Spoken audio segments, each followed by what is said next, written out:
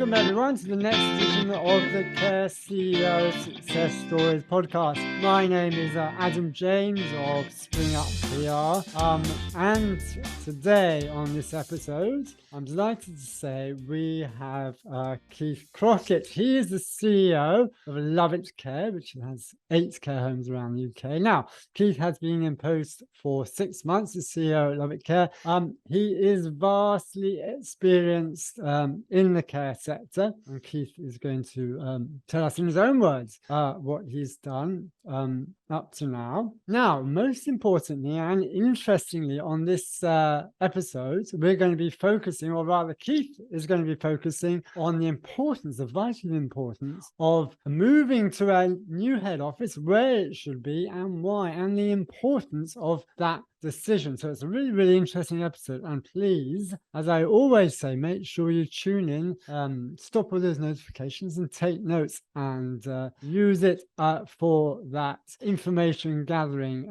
Because as you know, this Care CEO Success Stories podcast is where we have the pleasure and the privilege of some of the UK's leading CEOs in the care sector sharing their knowledge and expertise for everyone to gain and learn from. So before we get into this episode, as I say, my name's Adam James of Spring Up PR, and for those who don't know about us already, we help aspiring care providers become famous via PR and marketing methods, digital marketing methods, to help get care providers more inquiries, particularly from self-funding families, faster, and also to recruit staff, particularly care staff, faster via various digital marketing systems.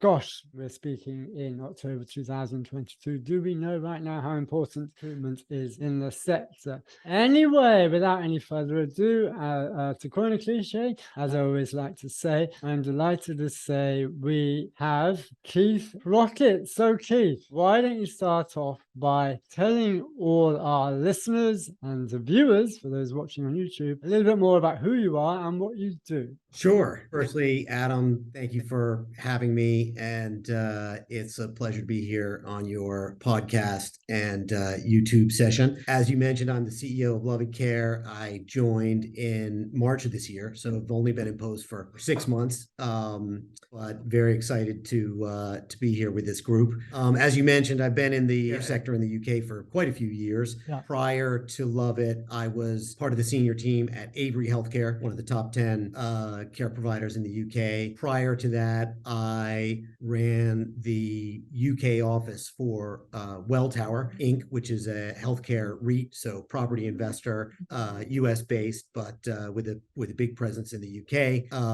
And I helped grow that from its original investment to when I left in 2016. Prior to that, I was with the private equity group that had a number of investments in the UK care industry, but sort of most notably Barchester Healthcare being the largest of those investments. It was a group called Lydian, and its partner fund Grove had a number of investments across the UK, including Barchester, but also some in the US, Trilogy Healthcare Services. Mm-hmm. So that's largely my experience. But as you said, I joined Lovett earlier this year. We've got 8 homes across the UK, around 550 beds roughly. It's a very exciting business. I'm excited to talk to you about it. Yeah, that's great. Now, I want to ask you, well, ahead of agreeing to do this episode and you talking about what we'd be talking about, I asked you, what you feel your single biggest achievement was, and tell me kind of about your thinking about how you thought about this. Yeah, sure. Well,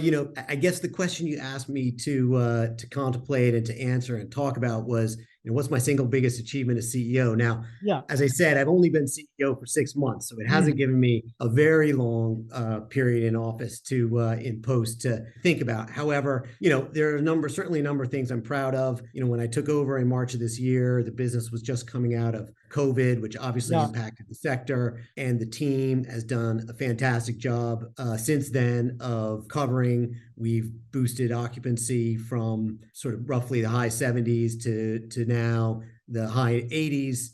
If you take out our infill and new homes that have opened, we're actually in the early 90s. And, so really we feel like we've come back very strongly. But of course, there was a strong operational team in place at Lovett, that I inherited actually. So while I'm certainly proud of that achievement and having led the team, through that, continued recovery, in many ways, I don't want to take all the credit of that because my team has done that. There's some other things that I've done in terms of, we're a high growth business. We're backed by HIG Capital, which is, one of the leading global private equity firms with a DNA in real estate and good experience in healthcare. They are backing me to help grow that business. And so some of the things I've done is sort of bring in a pipeline of growth that we've already achieved. We still have to achieve that over the next couple of years. So in a way, didn't necessarily want to sort of highlight that as the achievement because I'm still in the process of achieving it. So when you asked me, I sort of thought about, what are some of the early and impactful decisions that I made? And I think it is important as a new CEO in a business to sort of put your own stamp on it and, demonstrate some of your decision making. So actually, I thought about the fact that I decided to move the head office of the business and sort of the impact and the statement that made on the business. I guess when I arrived at the business, Lovett's head office was actually in the second floor of, or first floor rather, and sort of in the back of one of the care homes. That was purely, something that sort of had grown out of the fact that Lovett was originally a family-owned business. When HIG made its initial investment, it was two care homes. That arrangement was suitable for the business at the time.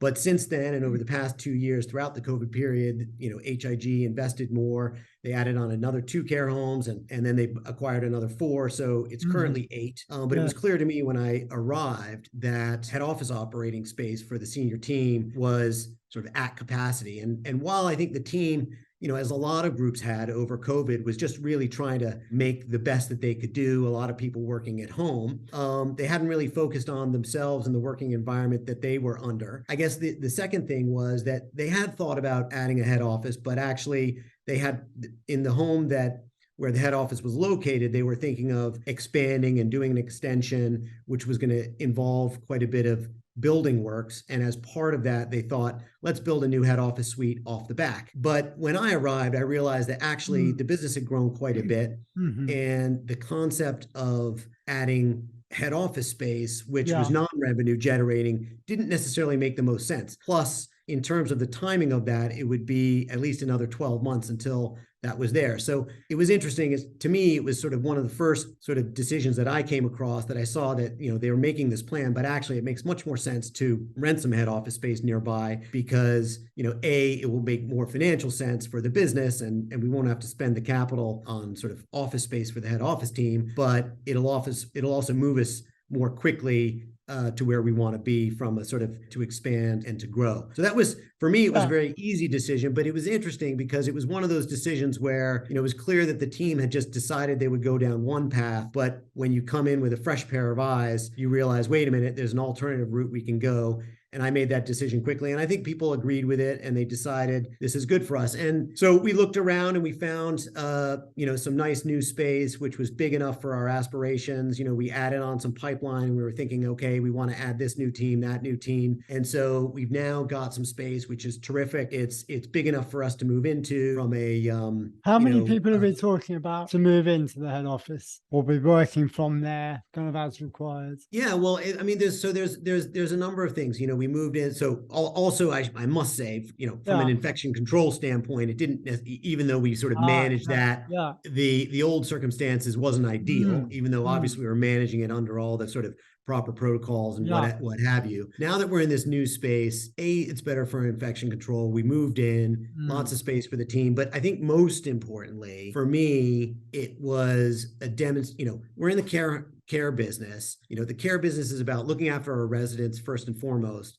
but also it's about looking after our team members, which includes all the team members in the homes, but of course also the senior team in the head office. And so for me, it was a decision about looking after that team that had done so well through COVID and that really deserved a pat on the back and deserved a really nice space to come to every day. In a way, I think that's the most important thing that we could invest in, is getting some space, with enough space for all of the wider team that had been working from home a lot, to get together, have meetings, communicate face to face, which is crucially important. I mean, I think we're obviously still working from home, and there's some important efficiencies there, but nothing sort of takes away the importance of getting together. And we've now got the space to do that. But it also signals, I think, my intent in terms of where we want to grow. And I think it's been important for the rest of the senior team. It's an important hiring device, because we are growing quickly. So when we have people come in and see the space, it sort of signals intent of where we want to go, both for our existing team and new team members that we're looking to bring on board. So I think, and it's allowed me to have, bring people together and get the message across in terms of where we want to go. So I think there's,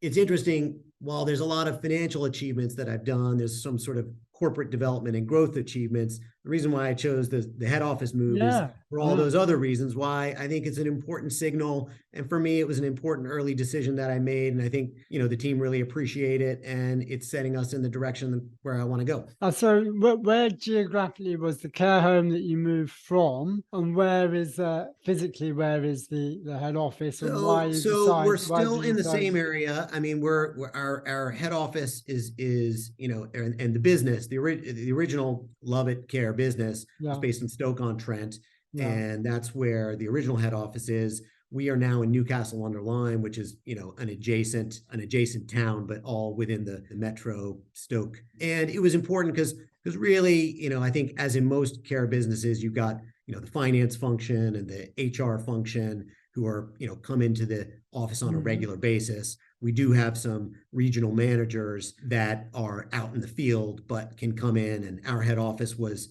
strategically located to be, accessible from our sort of current footprint of portfolio. But more importantly, the team that was coming in on an everyday basis, we wanted to be still in sort of touching distance from where they were. So that was important. But as I said, we've managed to get a space which is much more suitable, size-wise and functionality-wise for the things we want to achieve. And how many people might be in and out of your head office in Newcastle? Yeah, so we have, I guess there's, and sort of we're growing by the week and the month. So sometimes it's even hard for me to cap up. But I think we've currently got 22 staff in the sort of the head office function. I'd say about 10 to 12 of those are in on a sort of, regular, almost daily basis. And we have some other team members that are sort of out in the field typically, but will come in, 1 or 2 days a week. But we've got a training room here. Historically, our head of training would utilize some of the care homes and bring some carers around. And, while that is good, of course, you're bringing new people across from homes, and you got to be, respectful of the residents and whatever's happening in the home. We now have a big room here, which is fantastic. Our training loves it, but it also allows us to bring different team members from different homes into the head office. They can all meet here. They can meet the rest of the sport team, and it's a nice destination for them to go to, and allows us to get to know the rest of the team and the folks at head office to know the wider team. So, there's different things like that are very useful about having it. And, we're blessed to have, the benefit of it. And, our financial backers at HIG thought it was a great idea, and it's really working out well. And I'm curious, when you mention it like this, it seems like such a no-brainer, but it obviously wasn't at a certain point in time. So there would have been judged to have been benefits of having an head office attached to,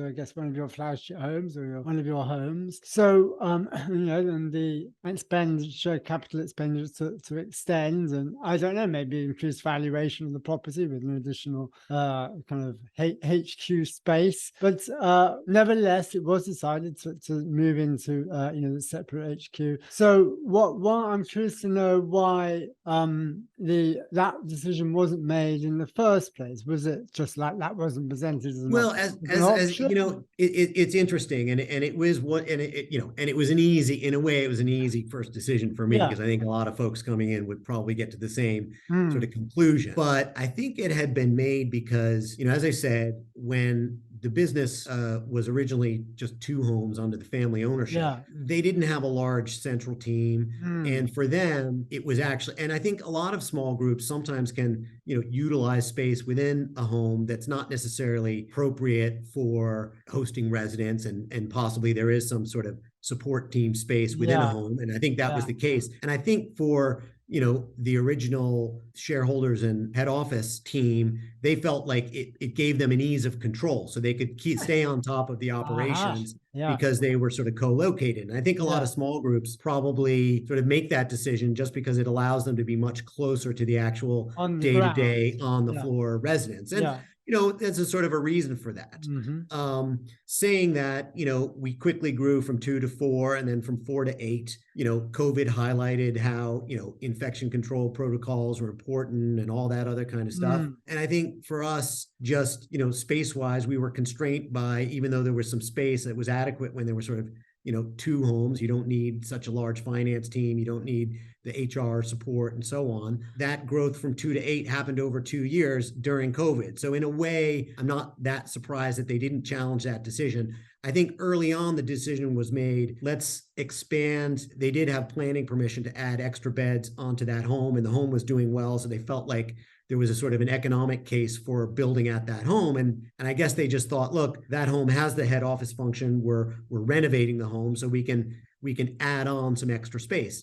Now, saying that, there was the additional impact of, over the past 12 months leading up to when I joined, build costs have gone up with inflation, quite substantially, even up to this early March, in terms of bricks, in terms of the whole supply chain coming back for COVID. So when I joined, not only had the growth profile shifted, but also build costs have shifted. So when I immediately joined, there was a question of, what do we do? How can we look to make this expansion at Hilton House, which is the home where the head office was? How can we make that expansion more efficient? So I was immediately looked at the plans and thought to myself, why are we building a head office here? Yes, we're there currently, but there's no reason why we need to do that. We can actually, reduce our build costs substantially, and we can lease office space, which gives us greater operational flexibility from a central support function, to whatever extent we need to adjust that going forward.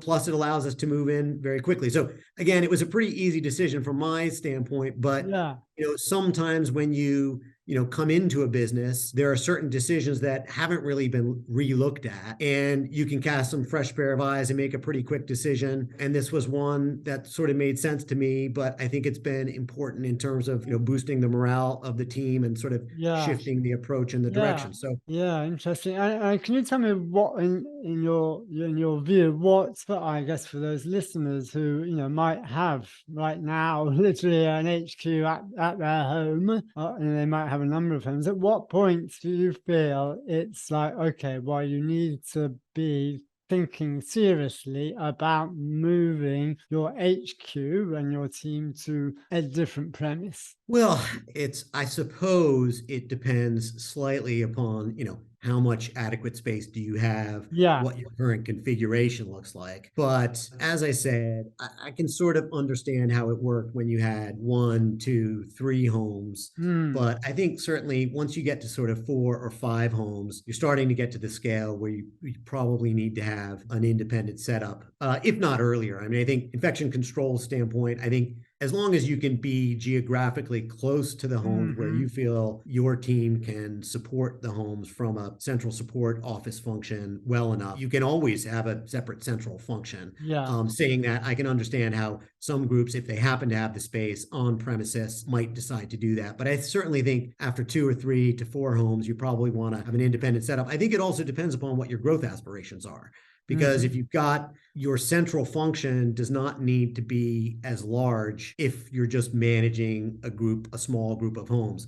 We here at Lovett have aspirations to grow from 8 to 16 to 30 to 40 to 50 over the next 5 to 7 years. Sort of our limitations will always be how quickly can we grow the business safely for residents and within the bounds of our management capability. So that's the natural kind of balance that I think about which is I need to grow my head office so that I can grow in terms of, the number of beds and homes I have. And I need to balance those two things so I can do it sensibly. But, because we have large growth aspirations, we need to we need a larger central function earlier so that we can then backfill that to sort of meet our growth. So we are sort of head office heavy. That's why we probably needed to expand to bigger premises, a group of our size, if we were just intending to stay where we're at. Yeah.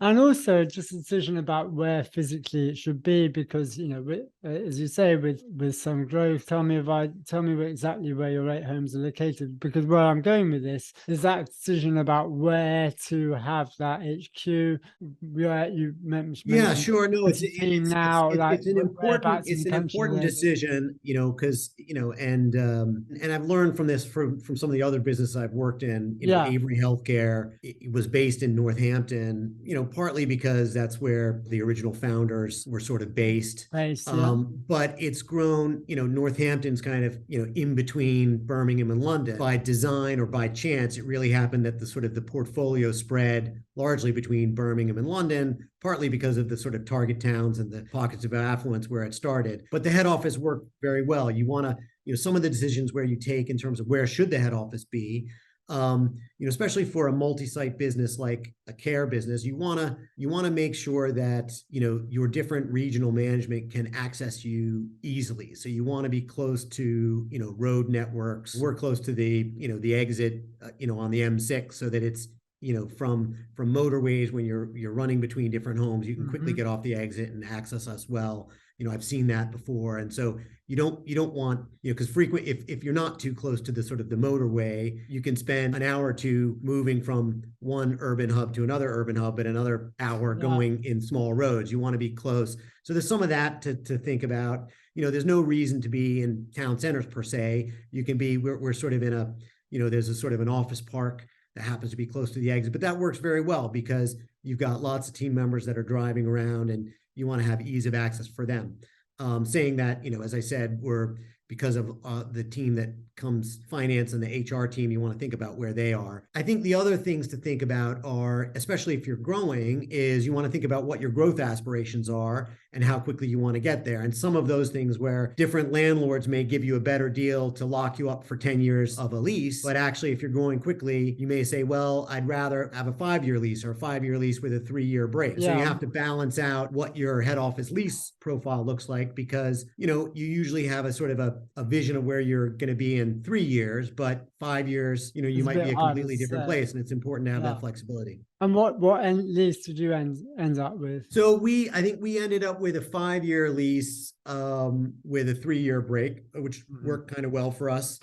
Actually, it's all sort of very specific, I'm sure. But this space we took 1 floor of the building, and we have an option after 12 months to move into the ground floor. So we've sort of already built in some growth potential just in terms of, the space that we've currently got. That was quite useful. And another question I have is your team, what did they think about the decision about where it was and what were their thoughts? Yeah, no, I think as I said, we were currently in space, which was, so obviously not sufficient for the scale of business that we were running. The space hadn't been sort of invested in as a, modern, a number of the sort of amenities weren't per se purpose built for sort of a group of our size. I think they did a fantastic job operating out of that space. But when we moved, I think, you could see the sort of expression on the faces when people moved in and seeing the space, the fact that we've got, proper air conditioning and ventilation. We've got breakout rooms for people to get together. We've got, adequate screens so people could do video calls. We've got comms, good Wi-Fi, all those sorts of things, which when you're shopping for a current office space, you can look for. Whereas when you're sort of a smaller group inheriting a space and making it work for you, you don't necessarily have the luxury and you just kind of make it work. But and so we've, as I said, I think think it's been great for the team. I think they realize that we are investing in their productivity and well-being, and it's going to help with retention of head office staff and attracting new head office staff, and that's an important part of what we're doing. So and I'm sure all CEOs, I'm not saying anything new or revolutionary, but when you're taking over a group and you're thinking about what do we want to achieve, you want to not only do you look at your sort of compensation packages for your team and your incentive structures and well-being package, but I think the day-to-day environment, we're in a care, we look after residents, and a big part of what we do is the care environments that we have from a sort of building perspective. But as I said, the central team is absolutely vital for what we do. So looking after them is absolutely consistent with the type of approach we're taking and the kind of message we want to give across. Yeah, I see. And another one more question I have for you, which is around this remote working versus in the office. What's been your take on that for your senior team? Yeah, well, I mean, I think it's interesting because during COVID, so many people were, remote working because we had to, and we wanted to make sure that we limited face-to-face interactions as a matter of safety and guidelines and good practice. The business grew, and then even though COVID was, taking off the brake and allowing more interaction, we actually just found ourselves in a situation where we didn't have the actual space to get together, and we found ourselves utilizing space within care homes. We had a new care home that was filling, and it had some extra space because there were certain wings of it that weren't used, and it was a very nice space, so we could utilize that. But obviously we wanted to get that ready so that we could bring in residents, and we were filling nicely, and actually the business was pushing back in terms of limiting how much you could utilize that space. I felt that it was important that we're able to bring all those regional managers, our care and quality team that were frequently working remotely because there wasn't the adequate space for them to come in, and they would only come in when they had specific meetings. Now we've got desk space for them in here. And even though we're supportive of working from home, and I think a lot of people find it useful for a couple days a week, I think people really like coming in and connecting with the wider team. Having the good space here, having the flexibility to work at home just gives you the flexibility to sort of cater to the needs of your team. And I think that's what's most important, is being flexible and adapting to what works best. Yeah. But I think face-to-face meetings and being in a setting in the office is critical and important. I think people like it. And so having a setting that people, and we only moved in sort of towards the end of August, but again, having, air conditioning here and having a sort of environment, I think people are going to be definitely appreciating it come next summer if we find a similar climate to what we had. Very unusual for the UK. Yes, but fascinating. Really, getting into the weeds and the details about the importance of thinking about this kind of move and when to do it and why. Have you got anything, Keith, that you feel you would like to say that you've not had the chance of saying at the moment? Well, I mean, look, we've talked a lot about, the specific question you asked me about, like, let's talk about one of your things that your sort of achievements and that you've delivered over the past. I mean, I think, as I said, there's a lot of other successes that Lovett certainly has had, and the way that in terms of we've been acquiring businesses, I think we've done, the team here has done a phenomenal job about when you acquire businesses, it's important to integrate them into your system and not just kind of bolt them on, but not really sort of adapt and integrate. And this team here, we've rolled a lot of our systems from the person-centered software system we use, which, takes a lot of a sort of a mindset, and, putting electronic care systems in. It takes 3 to 6 months for all the new homes that we've sort of bolted on to get used to some of those new systems. But it can be a little bit painful and for people to get used to a new system. Once you've got it in, people start to understand the power of it. And the fact that we've managed to do that is, we've got a lot of our senior team here, even though Lovett's only been going for a number of years, our team is very experienced, has been with a lot of the major operators, like myself. So we've got, vast experience, but I think it was important for the Lovett team to build the experience of bolting on and integrating, because you get a lot of learnings on when things integrate into a new system. What are the difficulties? What are the pressure points? What's good? What's bad? And we've done that now over the growth from 2 to 8 homes, which really gives us a template for the acquisition strategy that we've got. got. So that's been very successful. And, with our sort of state-of-the-art, best-in-class Twyford House new home that Lovett opened a couple years ago, which is close to being completely full and stabilized, and is a terrific home, focused on the sort of private pay end of the market, should be said. But, the residents there are very happy. It's a phenomenal home, phenomenal feel in the home. So our team has also done a great job of building a model for building and commissioning and filling homes. So I'm delighted with the work that the team has done in terms of building a model to expand on the, in the verticals, both by acquisition and organically. I've now done some hires in terms of a organic development capability, which is something I worked on at Avery, which Lovett didn't have, but we're bringing that in. So again, expanding the head office team, which we need the space for. So I think we've achieved a lot and we're poised very well, and the performance of the business has bounced back. So that's all the positives. As you said, there's, as you opened with, there's a lot of pressures in the system, from staffing, to cost pressures that, we got to be nimble and focused and considered on. And, we're looking at how we keep our team member, all the employees in Lovett, how we keep competitive, packages, and we make sure that every team member feels valued, and we've got to sort of, we're thinking about them in terms of how we think about their structure. So, but I'm delighted. We've got a great team, very experienced, that is very capable of, and has demonstrated that in terms of what we've done. So I'm super excited about where we're going, and we've got very strong financial backing. So for me, the long-term business, but, I've got a kind of a 5-year horizon that I like to think about, which will be rolling, but I'm very excited about what's ahead. Yeah. And you mentioned from the top, the occupancy, how generally across the homes, it's kind of moved from high 70s to high 80s and even early 90s. What's been behind that? What's been the strategies that you've used? I mean, I think so. Lovett has its current portfolio. We've got sort of a mix of services, some which are largely residential, some which are mixed residential and nursing. We've also got a bit of a mix. We've got Twyford House, which I just told you is kind of flagship, predominantly private pay business, and the rest of the business is a mix between sort of funded, either local authority, CQC, CHC rather, and private. We sort of look at the, our diversified sort of mix at the moment. On the private side, we've continued to be very strong. I think that's just a testament to the fantastic product from a sort of care delivery, and just, the offering in terms of fantastic building and environment that we created at Twyford. I think the other homes that we've took over, we've invested, we've looked at, putting in wet rooms to some of the homes that we've acquired, which had space for wet rooms, but didn't have them. So we've been sort of upscaling some of the existing estate that we've had to try and improve the private mix there. So we've actually seen a good,